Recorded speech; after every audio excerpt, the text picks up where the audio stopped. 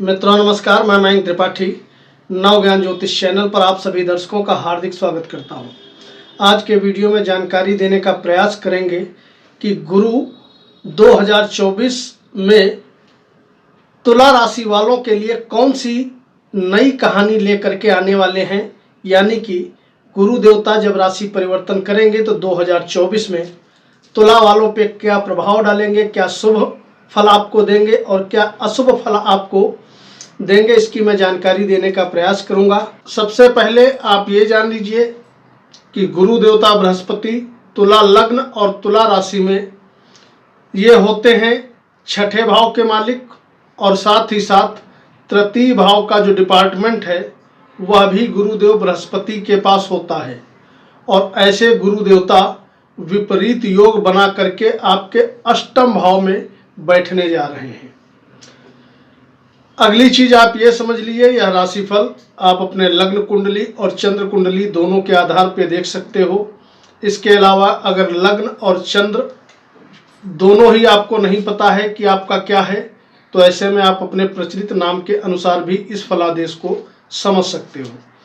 Confuse मत होइएगा। मान लिया आपकी तुला लग्न है और राशि कोई और है, तो दोनों का वीडियो देख लीजिएगा और दोनों में फल यदि बढ़िया बताया गया है तो रिजल्ट बहुत बढ़िया मिलेगा। एक में अच्छा एक में खराब बताया गया है तो मान के चलो रिजल्ट आपको 50-50 मिलने वाला है। एक चीज और भी आपसे मैं कहना चाहूंगा कि ये आप ध्यान रखिएगा, अगर आपकी गुरु की महादशा या अंतर्दशा चल रही है और आपकी तुला लग्न है या तुला राशि है, तो जो वीडियो में उपाय बताए जाएं कृपा करके वो जरूर करिएगा। इससे आपको इमीडिएट रिलीफ मिलेगा। अगर उपाय करोगे तो फायदा जरूर मिलेगा, ये 100% तय है। आपकी कुंडली में गुरु देवता 1 मई 2024 को ये 8वें भाव में प्रवेश कर जाएंगे। 1 मई से पहले पहले शादी के योग बने हुए हैं। अगर आप अविवाहित हो तो पहले यदि प्रयास करोगे तो शादी हो जाएगी, लेकिन उसके बाद में जैसे ही गुरुदेव 8वें भाव में जाएंगे तो मान के चलो विवाह होने में थोड़ा बाधाएं आते हुए आपको दिखाई पड़ेंगी। यहां पर गुरुदेव जब बैठेंगे विपरीत योग तो बनेगा ही बनेगा, और साथ ही साथ इनकी कुछ दृष्टियां बड़ा कमाल करने वाली हैं। पहली दृष्टि ये कमाल करने वाली है 5वीं कि 12वें भाव पे इनकी दृष्टि जाएगी। 12वें भाव पे दृष्टि जाएगी तो जो लोग देश विदेश जाना चाहते हैं या देश विदेश में अपना सेटलमेंट चाहते हैं परमानेंट के लिए, दोनों के लिए स्थिति बहुत बढ़िया बनते हुए दिखाई पड़ेगी। यानी कि यदि आप यात्राएं करोगे तो उसमें भी लाभ, और वीजा वगैरह अगर नहीं लग रहा है तो वह भी आपका लग जाएगा। यह ध्यान रखिएगा, ये शत्रु राशि में अवश्य है, लेकिन अपने मित्र के नक्षत्रों में इनका गोचर रहने वाला है। जब ये वृषभ में प्रवेश करेंगे तो उस समय इनका गोचर कृतिका नक्षत्र में होगा। इसके अलावा इनका नक्षत्र रोहिणी नक्षत्र में हो जाएगा, इनका गोचर रोहिणी नक्षत्र में हो जाएगा 13 जून को, और बाद में मंगल के नक्षत्र मृगशिरा में 20 अगस्त में इनका गोचर हो जाएगा। बाद में ये 9 अक्टूबर को वक्री हो जाएंगे, फिर मृगशिरा और रोहिणी नक्षत्र में आएंगे। यानी कि कहने का मतलब ये है कि पूरा वर्ष इन 3 नक्षत्रों में इनका गोचर रहेगा, सूर्य के नक्षत्र में, चंद्र के नक्षत्र में और मंगल के नक्षत्र में। तो यहाँ फल आपको बढ़िया ही मिलने वाला है। इसके अलावा मैं आपसे ये कहना चाहूँगा, चैनल पे पहली बार आए हो तो वीडियो को लाइक करिएगा, चैनल को सब्सक्राइब कर लीजिएगा, नोटिफिकेशन ऑल को क्लिक कर लीजिएगा ताकि प्रत्येक वीडियो की नोटिफिकेशन समय समय पे आपको मिलती रहे। गुरु देवता का जो 7वां प्रभाव है, यानी कि जो 7वीं दृष्टि है, वो पड़ेगी आपके धन भाव पे, और धन भाव पे जब ये दृष्टि डालेंगे वहां पर दृष्टि इनकी जा रही है मित्र की दृष्टि।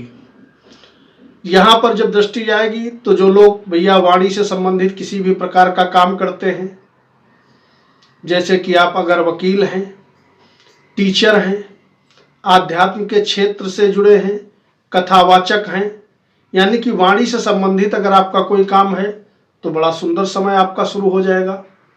और साथ ही साथ कहीं ना कहीं भरपूर मात्रा में परिवार का आपको जबरदस्त तरीके से वर्ष पर्यंत साथ मिलता हुआ दिखाई पड़ेगा। द्वितीय भाव हमारे परिवार की वृद्धि का भी है, तो कहीं ना कहीं परिवार से संबंधित आपको शुभ समाचार मिलेंगे। और साथ ही साथ ये धन का भी भाव है, तो इसका मतलब ये रहा कि धन जबरदस्त तरीके से आपके पास आने वाला है। इनका जो 7वां प्रभाव रहेगा आपके लिए किसी वरदान से कम नहीं रहेगा। पैसे की कमी इस अवधि में आपको महसूस नहीं होगी। इसके अलावा गुरु देवता तृतीय भाव के मालिक हैं। तृतीय भाव के मालिक होकर के अपने स्थान से बैठे हैं ये छठे, और जब ये छठे बैठेंगे तो नौकर चाकरों से थोड़ा आपको सतर्क रहना चाहिए। और यदि आपके छोटे भाई बंधु हैं तो उनके स्वास्थ्य का थोड़ा आपको ध्यान भी रखना चाहिए।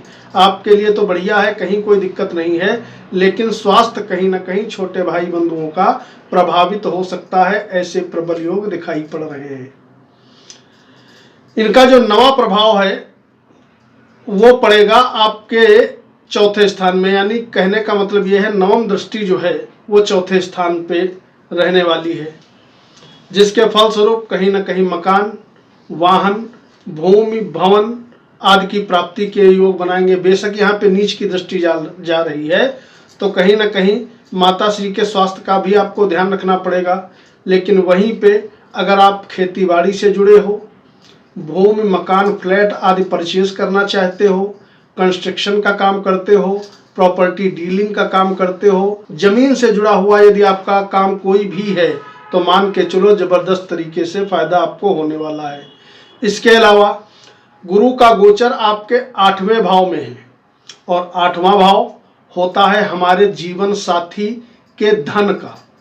आपके धन की तो वृद्धि होगी ही होगी, लेकिन यदि आपका लाइफ पार्टनर कुछ काम कारोबार करता है, अगर आप स्त्री हैं या पुरुष हैं, आपका लाइफ पार्टनर कमासुत है, काम करता है, तो मान के चलिए उसके धन में भी जबरदस्त तरीके से वृद्धि होगी। और साथ ही साथ कहीं ना कहीं उसके वाणी में भी जबरदस्त तरीके से मधुरता वर्ष पर्यंत बनी रहेगी।